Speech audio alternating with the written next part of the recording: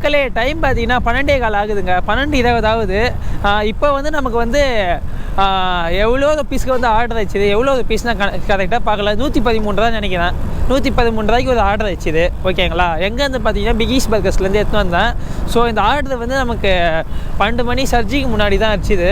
இது வரைக்குமே நம்ம வந்து 7 மணி நேரம் லாகின்ல இருக்கோம். 6 hours 20 minutes. எப்படி இது கொடுத்துட்றதுக்கு 7 மணி நேரம் ஆகிடும். 1897 ரூபா பார்த்துருக்கோம். கரெக்டாக இந்த ஆர்டரை கொடுத்தோன்னா ஒரு 2000 ரூபா பார்த்துருப்போம்.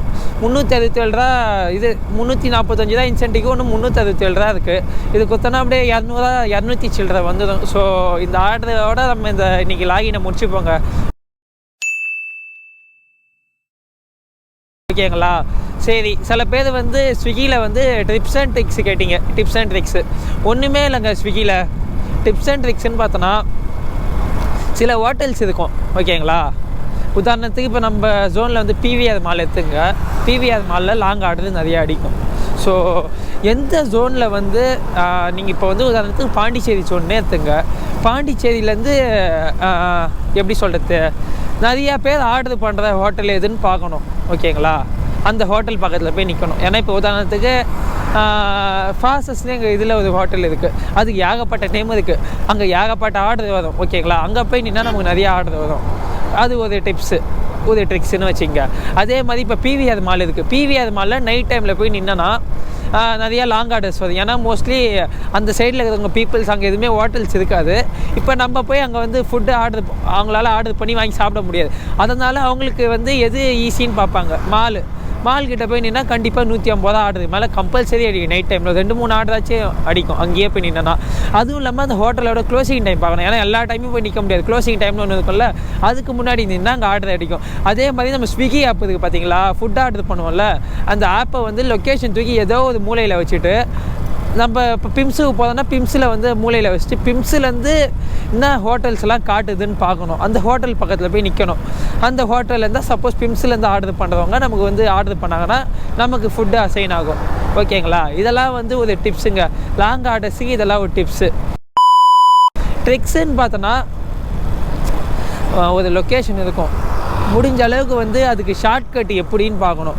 ஷார்ட்கட் பார்த்து கொடுக்கணும். ஷார்ட்கட் எப்படின்னா, இப்போ இங்கேருந்து நான் கிருமா பார்க்க போகிறேன்னா 15 கிலோமீட்டர் இந்த ரோட்டில், இது மெயின் ரோடு, இதில் போனால் 15 கிலோமீட்டர்.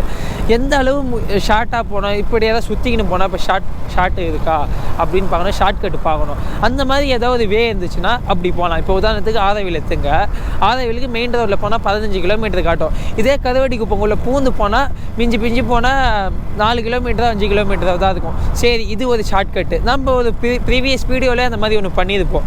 அதுதாங்க ட்ரிக்ஸு. மற்றபடி வந்து இந்த ஆப் வந்து ரிலோட் கான்ஃபிகரேஷன் அப்பப்போ கொடுக்கணும். இந்த மாதிரி லோட் பண்ணணும். இந்த மாதிரிலாம் பண்ணால் நமக்கு நிறைய ஆர்டர்ஸ் வரும். இதெல்லாம் தாங்க நான் மேற்கொண்டு இதை பற்றி நிறையா ஸ்டடி பண்ணி உங்களுக்கு சொல்கிறேன். எனக்கு ஏன்னா நிறையா இது விஷயம் டிப்ஸ் அண்ட் ட்ரிக்ஸ் இருக்குது, அதெல்லாம் சொல்கிறேன். அது மட்டும் இல்லாமல் ஆர்டர்ஸ் பேஸ் பார்த்தீங்கன்னா ஒரு ஹோட்டல்கிட்ட போனால் நமக்கு ஆர்டர் காட்டும். ஃபஸ்ட் மெயில் லாஸ்ட் மெயில் காட்டும். ஹோட்டல் நேம் காட்டும். டெலிவரி பண்ணுறவங்க பர்சன் பேர் காட்டும். ஓகேங்களா? அப்படி காட்டுறப்ப நம்ம அதெல்லாம் பார்த்து அசைன் பண்ணிவிட்டு அந்த ஹோட்டலுக்கு போய் ரீச் லொக்கேஷன் கொடுத்துட்டு, சில ஹோட்டலுக்கெல்லாம் எப்படின்னா ஒரு 500 மீட்டர் முன்னாடியே ரீச் லொக்கேஷன் கொடுக்கலாம். அப்படி கொடுத்தோன்னா நம்ம கொஞ்சம் எக்ஸ்ட்ரா வெயிட்டிங் டைம் வருதுன்னு வச்சுக்கலாம்.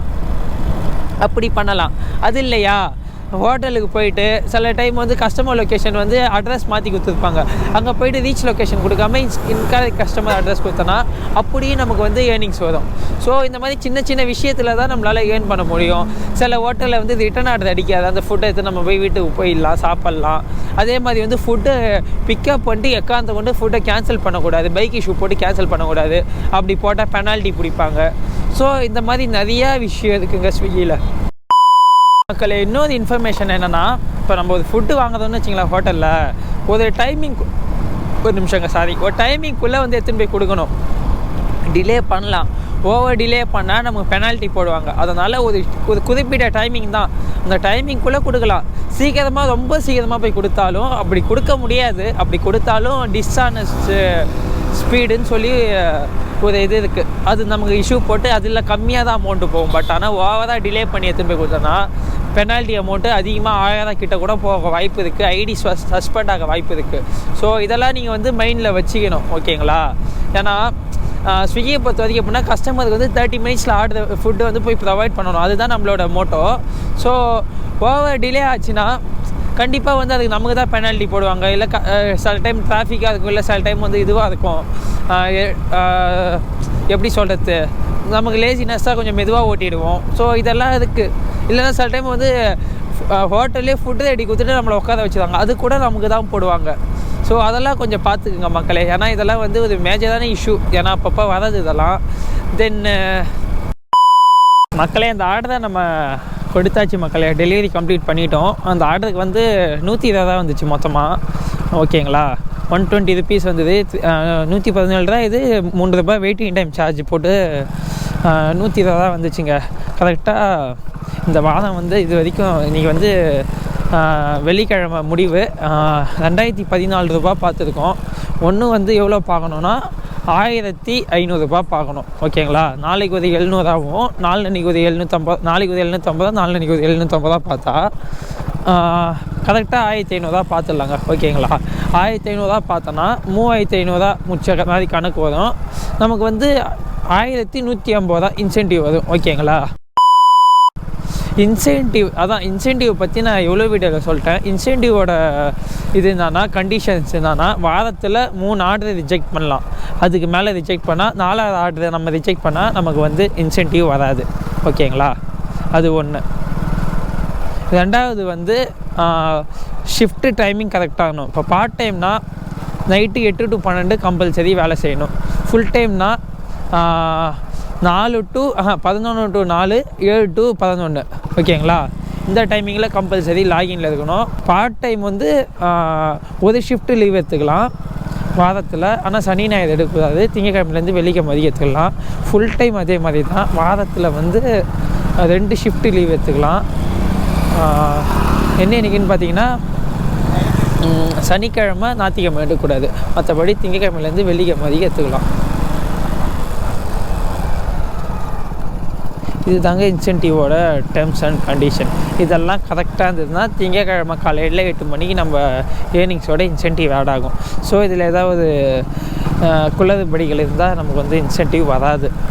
ஓகேங்களா, ஸோ இதுதான் இன்சென்டிவ், வேறு ஒன்றும் கிடையாது. அதே மாதிரி வாரத்தில் 2 வாரத்துக்கு ஒரு வாட்டி ஒரு பைக் இஷ்யூ போடலாம். பைக் இஷ்யூ இப்போ ரிஜெக்ஷனில் ஆட் ஆகுது. ஃபஸ்ட்டுலாம் எவ்வளோ வேணாலும் பைக் இஷ்யூ போடலாம். இப்போ வந்து ஒரு பைக் இஷ்யூ தான் 2 வாரத்துக்கு ஒன்ஸ்.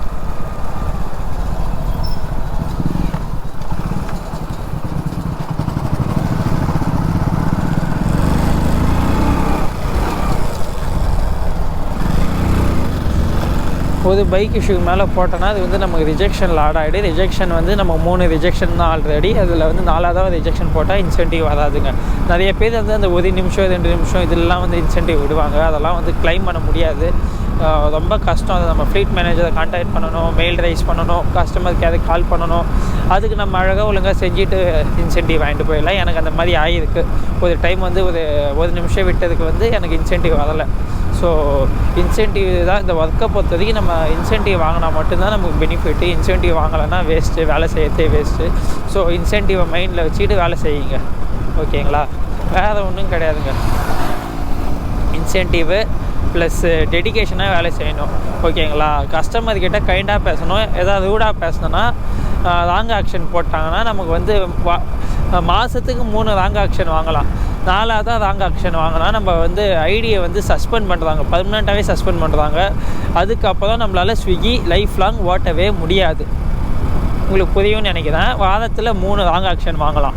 அதுக்கு மேலே நம்ம ராங் ஆக்ஷன் வாங்கினா நம்ம ID suspend. Life long Swiggy நம்மளோட ப்ரூஃபை வச்சு ஓட்டவே முடியாது. வேறு வழியே கிடையாது. ஸோ அதையும் மைண்டில் வச்சுங்க. வேறு என்னங்க, வேறு ஒன்றும் கிடையாது இந்த ஒர்க்கை பற்றி. ராங் ஆக்ஷன் பற்றி பேசியாச்சு. அதேமாதிரி ஃப்ளோட்டிங் கேஷ் வந்து நமக்கு லிமிட்டுக்கு மேலே அமௌண்ட்டு ஏறிச்சுன்னா ஐடி வந்து டீஆக்டிவேட்டுன்ற மாதிரிங்க. டெம்பரரியாக வேலை செய்ய முடியாது. ஓகேங்களா, டியூட்டி ஸ்டாப் ஆகிடும். திரும்பி அந்த காசை கட்டினா தான் வேலை செய்ய முடியும். ஃப்ளோட்டிங் கேஷை பற்றி சொல்லிட்டேன், ராங் ஆக்ஷனை பற்றி சொல்லிட்டேன், இன்சென்டிவ் பற்றி சொல்லிட்டேன், டெலிவரி பிக்கப் அண்டு ட்ராப் அதுவும் சொல்லிட்டேன். ஸோ வேறு என்னங்க, வேறு ஒன்றும் கிடையாது இந்த வேலையில். நம்ம ஃபீல்டில் இறங்கி வேலை செய்யணும். டைமிங் கரெக்டாக இருக்கணும். ஒவ்வொரு ஆர்டருக்கும் இந்த டைமிங்குள்ளே கொடுக்கணும். லோக்கல் ஆர்டர்னால் ஒரு டைமிங் இருக்கும், லாங் ஆர்டர்னால் ஒரு டைமிங் இருக்கும்.